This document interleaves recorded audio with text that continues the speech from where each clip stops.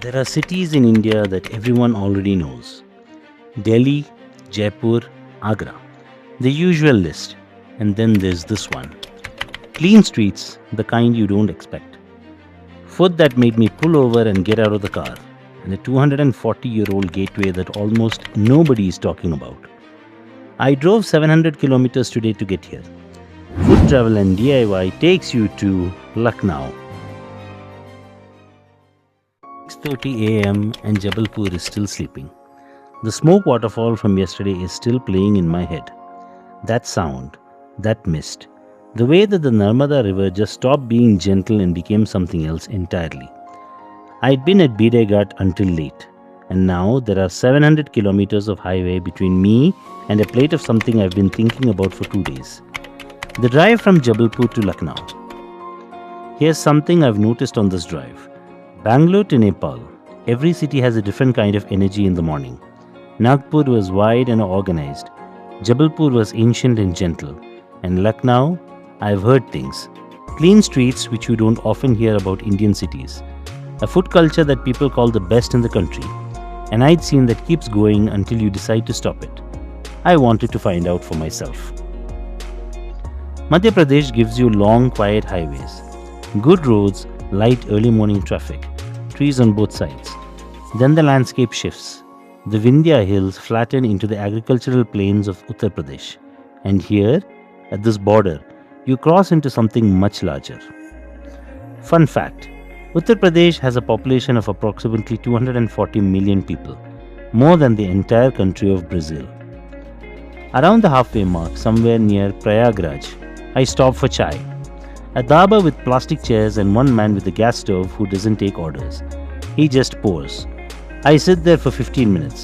No filming, no planning. Just the highway sound and the warmth of the cup. This is the part of the road trip that nobody puts in the video, but it's actually the heart of it. Back on the road, 300 kilometers to go. And then Lucknow arrives. I've been on this road trip for 3 episodes: Bangalore, Nagpur, Jabalpur, Bideghat. And Lucknow hits differently the moment you enter. The roads are wider than I expected. There's space, proper footpaths, trees planted in deliberate rows and not accident trees.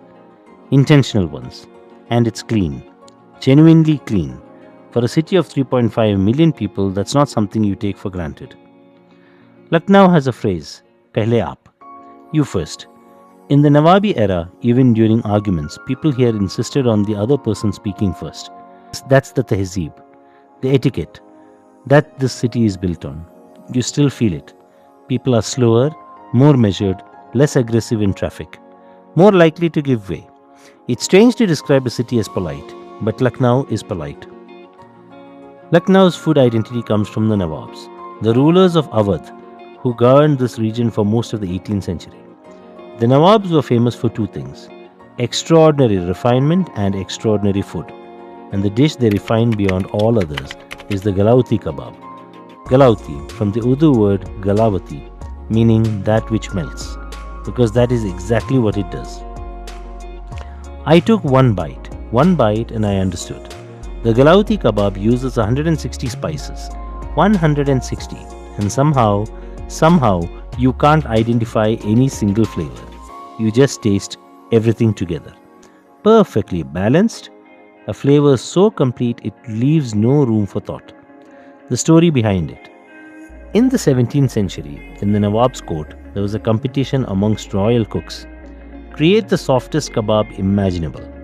For a Nawab who could no longer chew, a cook named Murad won. Murad had one arm. In Urdu, it's known as Tunday, the one-armed one. And that restaurant that carries his name, Tunday Kababi, has been serving this recipe in this exact neighborhood since 1905. If you're watching this and thinking, I want to try that instinct is correct. Subscribe to Food Travel and DIY. Every kilometer, every meal, every stop on this Bangalore to Nepal road trip is right here on this channel. Hit subscribe now. I don't want you to miss what comes next. On the way, we stop at the Mother Deseri tree. This mango tree, which has been alive for 240 years, was bred by the Nawabs specifically to produce one variety of mango, the Daseri mango. This mother tree is the first Daseri tree ever, and it's still alive. This special tree has been here for 240 years, and it would continue to grow further. It still produces mangoes, and all the other Daseri mango trees are derived from this one single tree. It feels special to be here, and it takes you back to a time when the Nawabs ruled Lucknow. Lucknow at night is something different. The city energy is there, but it's quieter, more organized. The old parts of the city, lit softly, carry the weight of the Nawabi era in every arch and plaster detail. There's a reason people who visit Lucknow come back. It's not one thing, it's the accumulation. Clean streets plus extraordinary food plus that quality of slowness, of not being in a hurry. In a country that's almost always in a hurry, Lucknow chose a different pace and kept it. And then this, the Rumi Darwaza, built in 1784 by Nawab Asaf-ud-Daula, 18 meters tall, 60 feet, designed in the Awadhi style, modeled after a great gateway in Istanbul. Not a temple, not a palace, a gateway, a doorway between the old city and the new city. I stood here for a long time.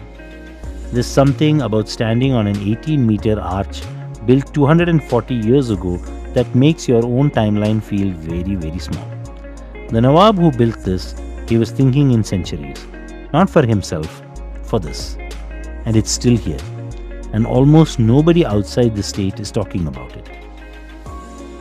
Rumi Darwaza, built in 1784 by Nawab Asaf-ud-Daula, 18 meters tall, modelled after the sublime Porte Grandway in Istanbul, one of the finest examples of Awadhi architecture. Is Lucknow India's most underrated city? I've been thinking about this since I got here this morning. Here's what I know after one day. 1. The streets are genuinely cleaner than most Indian cities I've been to. Not perfect, but deliberate. Someone cares about them. 2. The food here has a philosophy. Slow cooking and deep spicing. 160 spices in a single kebab. The Nawabs built a cuisine around patience, and you can taste it. 3. The architecture is its own thing. Not Mughal, not British, not South Indian. Awadhi.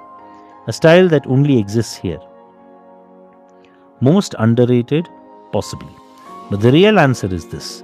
Lucknow doesn't need your validation. It's been quietly excellent for 300 years. It'll keep going whether you visit or not. But if you can get here, get here. Nepal is still 900 kilometers away. The Himalayas are still out there, waiting. But Lucknow made me slow down. For one evening, it made the destination feel less important than the place I was already in. That's what this road trip keeps doing. Finding things I wasn't looking for. Subscribe to Food Travel and DIY. I'm taking you every kilometer, every meal, every unexpected stop all the way to Nepal. New episodes every week. Hit subscribe and I'll see you on the road.